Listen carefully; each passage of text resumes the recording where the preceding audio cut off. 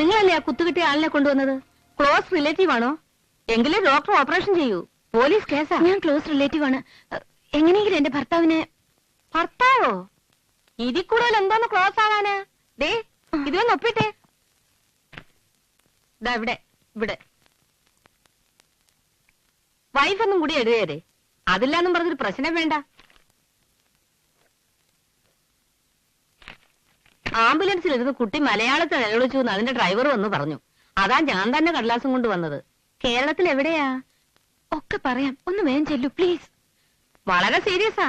എങ്കിലും പേടിക്കാനൊന്നുമില്ല. ഓപ്പറേഷൻ ഒരു 4-5 മണിക്കൂർ എടുക്കും. ഒരു 6 ബോട്ടിൽ ബ്ലഡ് വേണ്ടി വരും. വേറെ സംഘടിപ്പിക്കണം.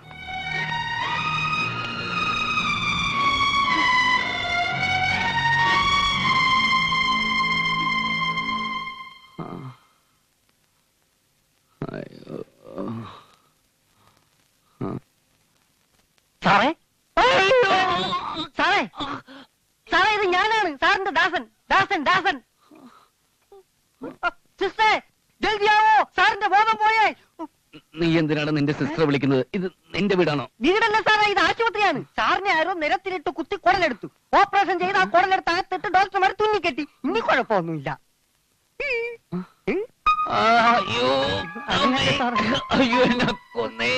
ചെയ്തവൻ ആരായാലും അവന്റെ കുടുംബത്തിൽ ആറ്റം ബോംബ് വീഴണേ. എന്റെ വടശ്ശേരിക്കര ഭഗവതി. അയ്യോ, ഞാനിപ്പോ ചാവേ ദാസ. അയ്യോ സാറേ, അയ്യോ, വേദനിക്കുന്നതാ ദാസ. ഓട്ട് സാറേ. സാർ ഇങ്ങനെ കിടന്നു ഉരുണ്ടാ തുന്നു പൊട്ടും. 24 തുന്നുണ്ട്. സിസ്റ്ററെ വിളിച്ച് ഇഞ്ചക്ഷൻ തരാൻ പറയട്ടെ. അത് കൊണ്ടുപോയി നിന്റെ തന്തയ്ക്ക് കൊടുക്കണ കഴുതേ. അയ്യോ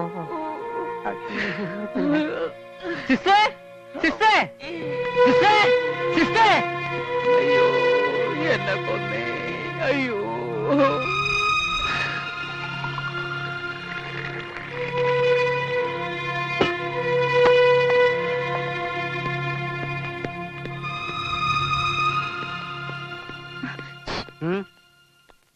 वो आपका कौन है? कौन? वो बेड़ा भाई, वो हमारा पिताजी का बड़ा दोस्त के. कराटे ब्लैक बेल्ट, मैं master home karate diamond belt. ഇനി എന്തെങ്കിലും അറിയണോ? ആരോ 4 കുത്തും കുത്തി ഇവിടെ കൊണ്ട് നിട്ടതാ. അങ്ങേര് ഇവിടെ നിന്ന് എഴുന്നേൽക്കുക വേണ്ടു. കുത്തിയവനും കുത്തു കൊള്ളിച്ചവനും ഉടലോടെ നരകത്തിലെത്തും. ഹിന്ദി നേരാമെന്ന് അറിയായിരുന്നെങ്കിൽ അവന്മാരെ ഞാൻ തന്നെ കണ്ടുപിടിച്ചേനെ. ബോംബെയിൽ വന്ന് സാറിന്റെ കൂടെ കൂടി ഞാനും ഒന്ന് പച്ച പിടിച്ച് വരുന്നതേ ഉള്ളൂ. അപ്പോഴേക്ക് സാറിന്റെ വയറ്റിൽ കുത്തുവായി, എന്റെ കയ്യിൽ ഫ്ലാസ്കുമായി.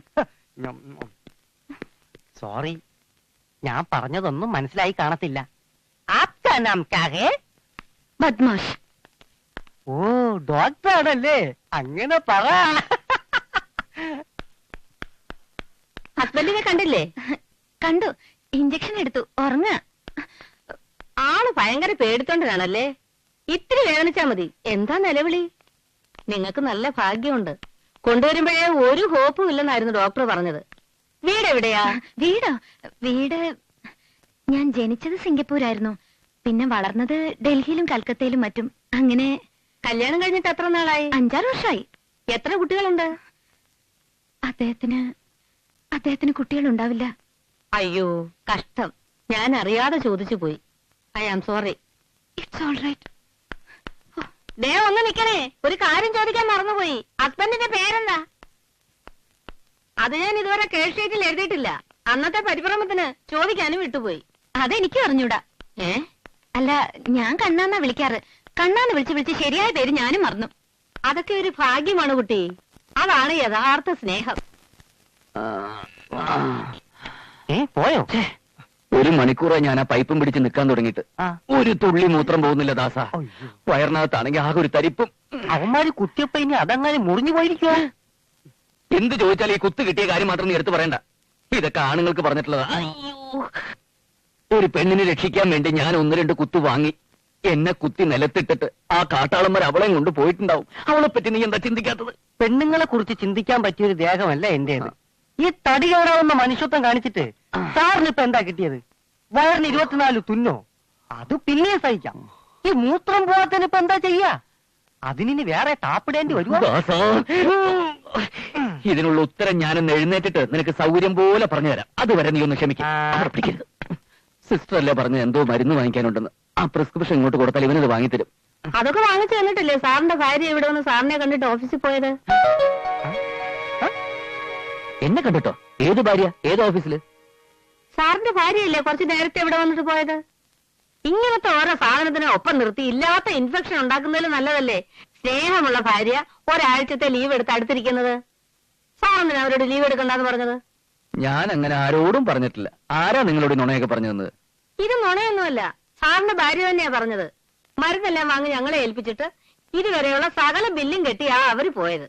സാറിന്റെ കയ്യിൽ നിന്ന് ഒറ്റ പൈസ പോലും വാങ്ങരുതെന്ന് ക്യാഷിലോടും പറഞ്ഞു. അവരധ്വാനിച്ചുണ്ടാക്കുന്ന പൈസ കൊണ്ട് വേണമത്രേ സാറിനെ ചികിത്സിക്കാൻ. സാറിന്റെ പേര് കണ്ണാന്നാണല്ലേ? ഭാര്യക്ക് ഇഷ്ടപ്പെട്ട പേരല്ലേ അത്? അത് തന്നെ ഞാനും കേൾഷീറ്റിൽ എഴുതിയിരിക്കുന്നത്. അതേതായാലും നന്നായി. അതേ പേരിൽ എന്റെ വീട്ടിലൊരു മൂരിക്കുട്ടനുണ്ട്. ഇങ്ങനെ കണ്ണി ചോരയില്ല സംസാരിക്കരുത്. ആരോടൊക്കെ തല്ലുകൂടി വയറ്റത്തൊരു കുത്തും വാങ്ങി ബോധം പോയ സാറിനെ ആ പാവം നിലവിളിച്ചോണ്ട് എവിടെ കൊണ്ടുവന്നാക്കിയത്. അവര് വരാൻ ഇത്തിരി വൈകിരുന്നെങ്കിൽ ഇനിയും ഒരു സ്വഭാവം കാണിക്കാൻ സാറില്ല. എന്റെ കണ്ടീഷൻ അത്രയും മോശമായിരുന്നോ? ശരിക്കും പറഞ്ഞാൽ ഇവിടെ കൊണ്ടുവരുമ്പോ സാറിന് ജീവൻ ഉണ്ടായിരുന്നില്ല. ഓഫീസിലുള്ള ആൾക്കാരെ മുഴുവൻ കൂട്ടിക്കൊണ്ടുവന്ന് 6 കുപ്പി രക്തമാണ് ആ പാവം സംഘടിപ്പിച്ചു കൊടുത്തത്. അല്ല, സാർ ഇതൊന്നും അറിഞ്ഞിട്ടില്ലേ? ഇല്ല, അപ്പോഴൊന്നും എനിക്ക് ബോധം ഉണ്ടായിരുന്നില്ല.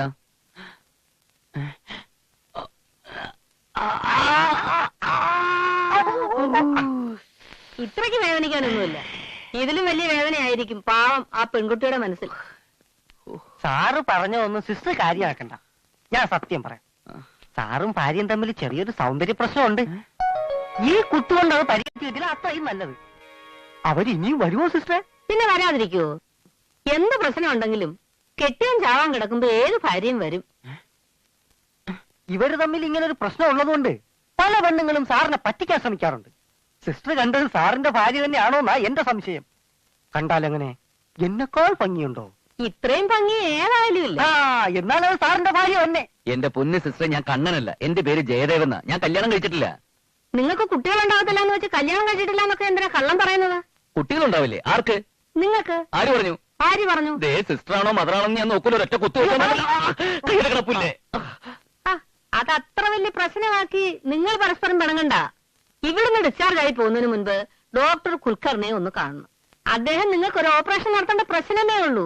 ഭാര്യ പ്രസവിക്കും. അത് കൊള്ളാമല്ലോ സാറേ. ഒരു കുത്തുകൊണ്ട് 2 ഓപ്പറേഷൻ.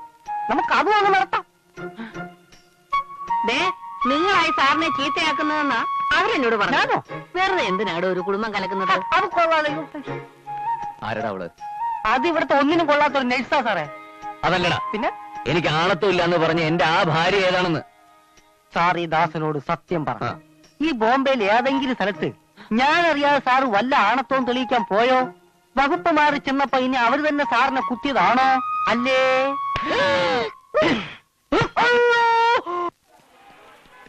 പണ്ടാറടങ്ങണ പാവക്കുട്ടെങ്കിലും കിട്ടിയാൽ മതിയായിരുന്നു. തലവര് പറയുന്നതിലും കാര്യമുണ്ട്. ഈ തൊഴിൽ നമ്മുടെ ചോറ. നമ്മൾ ആ പെണ്ണിനെ തപ്പി നടക്കാൻ തുടങ്ങിയിട്ട് എത്ര ദിവസമായി? ഏതായാലും ഈ ജുഹു ബീച്ചിൽ അവൾ വരാതിരിക്കില്ല. അതവളല്ലേ? അതെ അതെ, ഞാൻ പിടിച്ചോളാം.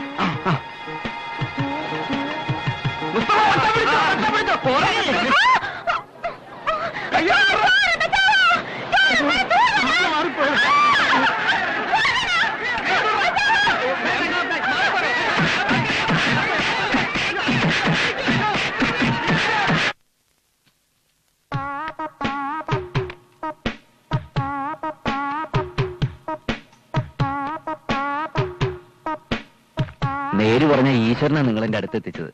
ഓപ്പറേഷനും കഴിഞ്ഞ് ആകെ ബോറടിച്ചിരിക്കുമ്പോഴാണ് നിങ്ങളൊക്കെ ഇവിടെ എത്തിയത്. അതും തൊട്ടടുത്ത വാർഡില്. തല ഇപ്പൊ എങ്ങനെയുണ്ട്? ആകെ പാടെ ഒരു തരിപ്പ്. കണ്ണടച്ചാ മതി, തല ഒരുമാതിരി ഡബിൾ ഡെക്കർ ബസ്സിനെ പോലെ വലിപ്പം വെക്കും. ഉറങ്ങാൻ കഴിയുന്നില്ല.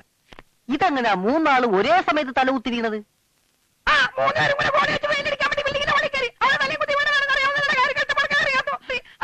സൗണ്ട് ബോക്സ് പോയെന്നാ തോന്നുന്നത്. പാവം. ഇവൻ പറയുന്നതേ, ഞങ്ങൾ 3 പേരും കൂടി ഒരു ബിൽഡിങ്ങിന്റെ മുകളിൽ പെയിന്റ് അടിക്കാൻ കയറിയപ്പോ കാലുപഴുതി വീണതാ. ഇവരെന്താ സാറേ പറയണത്? എന്ത് പറയാനടാ ദാസ, നമ്മള് മലയാളികൾ നാട്ടിൽ നിന്ന് കുറ്റിയും പറിച്ച് ബോംബെയിൽ വന്ന് ഓരോ പണികൾ ചെയ്ത് കഷ്ടപ്പെടുന്നു. ഇതാ കണ്ടില്ലേ, ഈ പാവങ്ങൾ ഏതോ ബിൽഡിങ്ങിന്റെ മുകളിൽ നിന്ന് വീണ് തല 3 ഫ്യൂസായി. നാട്ടിലുള്ളവർ ഇതുവല്ല അറിയുന്നുണ്ടോ? ഒക്കെ വിധി. ഇതാ പിടി റാണി. കണ്ണാ, ഓപ്പറേഷൻ ചെയ്തിട്ട് വേദനയായോ കണ്ണ?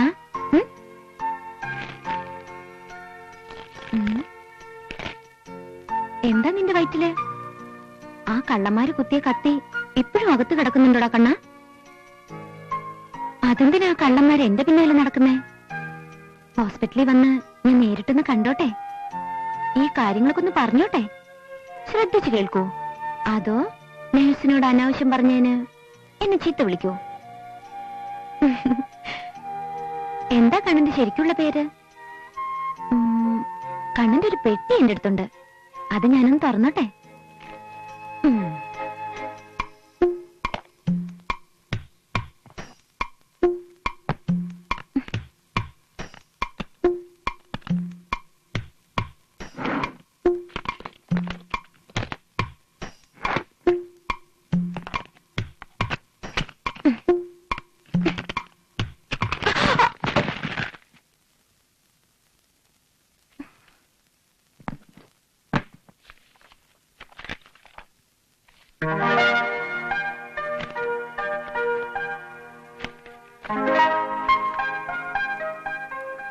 എടാ കള്ള കണ്ണാ, നിന്റെ പെട്ടി നിറച്ചും പെണ്ണുങ്ങളാണല്ലോ.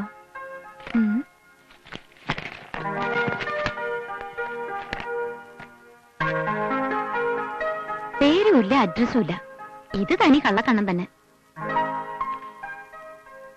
ഇവക്കൊക്കെ എന്നെക്കാളും ഭംഗിയുണ്ട്.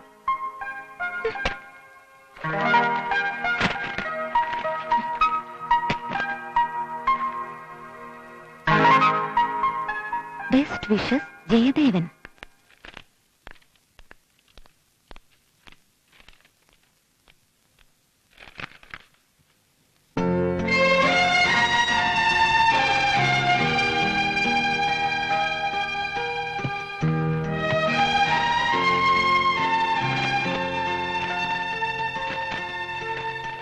എന്റെ പ്രിയപ്പെട്ട കണ്ണന്, ഹോസ്പിറ്റലിലെ നഴ്സ് ഇതിനകം നിങ്ങൾക്ക് അനാവശ്യമായ ഒരു ഭാര്യയെ തന്നിരിക്കും.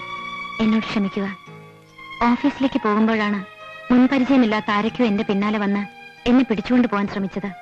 അപ്പോഴാണ് നിങ്ങൾ അവിടെ എത്തി അവരെ നേരിട്ടത്. അവസാനം നിങ്ങൾ കുത്തുകെട്ടി വീണു. ഞാൻ നിങ്ങളെ ഹോസ്പിറ്റലിൽ എത്തിക്കുമ്പോൾ നിങ്ങൾ വളരെ സീരിയസ് ആയിരുന്നു. ഏറ്റവും അടുത്ത ബന്ധുക്കൾ ആരെങ്കിലും ഒപ്പിട്ടില്ലെങ്കിൽ ഓപ്പറേഷൻ നടത്തില്ലെന്ന് പറഞ്ഞു. അതുകൊണ്ടാണ് അങ്ങനെ എഴുതിപ്പോയത്. എന്നോട് ഒരിക്കലും വെറുപ്പ് തോന്നരുത്.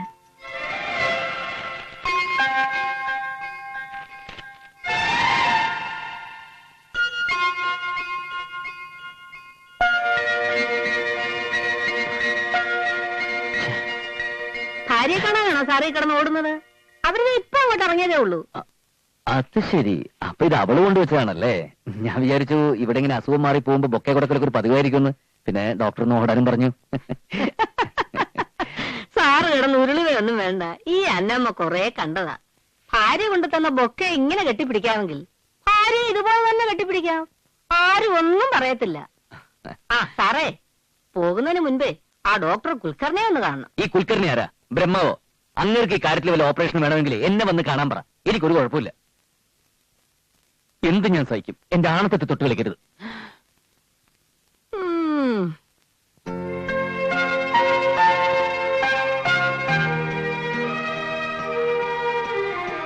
സകല ബില്ലും സാറിന്റെ ഭാര്യയെ കെട്ടിക്കഴിഞ്ഞിരിക്കുന്നു. ഇനി ഇവിടെ നിന്ന് പോകാനൊരു ആംബുലൻസും കൂടി അവർ സംഘടിപ്പിച്ചു തന്നാൽ ഭംഗിയായി.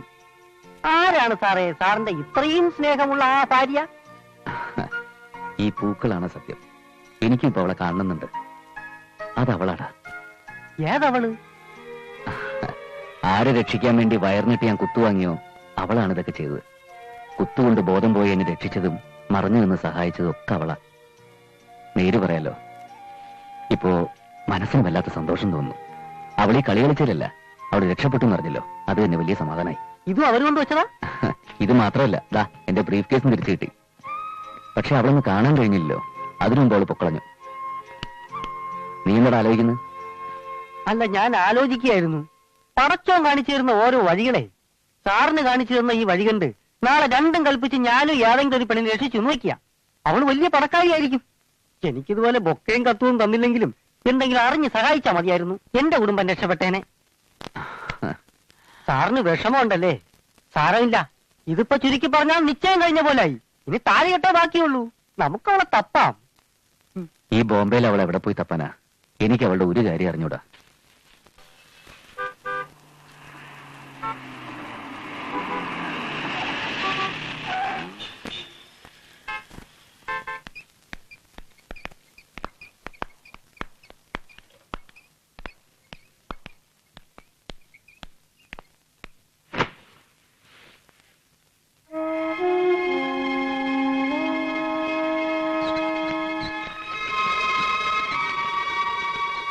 പോയല്ലോ, വീട്ടിലെത്തിയില്ലേ?